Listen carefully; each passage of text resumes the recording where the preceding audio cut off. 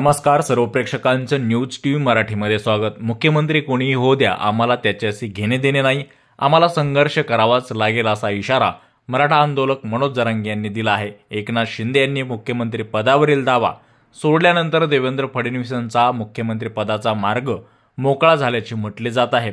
यावर प्रतिक्रिया देताना मराठा आंदोलक मनोज जरांगे यांनी इशारा दिला आहे। एकनाथ शिंदेंनी घेतलेल्या भूमिकेवर बोलताना तो त्यांचा राजकीय विषय आहे, त्यांच्यावर आम्ही बोलणे योग्य नाही, आम्ही आमच्याच कामात आहोत असे मनोज जरांगे म्हणाले। मुख्यमंत्री कोणी हो, आम्हाला त्याच्याशी घेणे देणे नाही, आम्हाला संघर्ष करावाच लागणार आहे, कोणीही मुख्यमंत्री झाले तरी सुट्टी देणार नाही, आरक्षण घेणारच असा इशाराही मनोज जरांगे पाटील यांनी दिला आहे।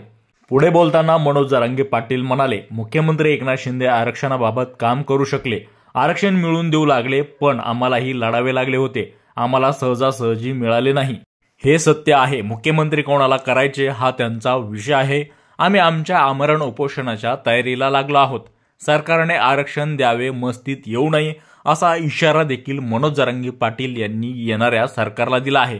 यावेळी मी आणि माझा समाज मैदानात नव्हतो, माझ्या समाजाने जे करायचे ते केले आहे, माझ्या समाजाशिवाय राज्यात कोणाची सत्ता येऊ शकत नाही, मराठा समाज ताकदी प्रत्येकाच्या पाठीशी उभा राहिला आहे, आता सरकारने मराठा समाजाच्या पाठीशी उभे राहून त्यांना आरक्षण मिळवून द्यावे, मस्तीत येऊ नये। 132 पेक्षा जास्त मतदारसंघात 20,000च्या आसपास महायुतीचे उमेदवार निवडून आलेले आहेत, तिथे मराठ्यांनी सभा लावली असती तर पूर्ण राग झाली असती, महायुती जास्त मतांनी निवडून आली म्हणजे आता तुमची जबाबदारी वाढली आहे असेही मनोज जरांगे म्हणालेले आहेत।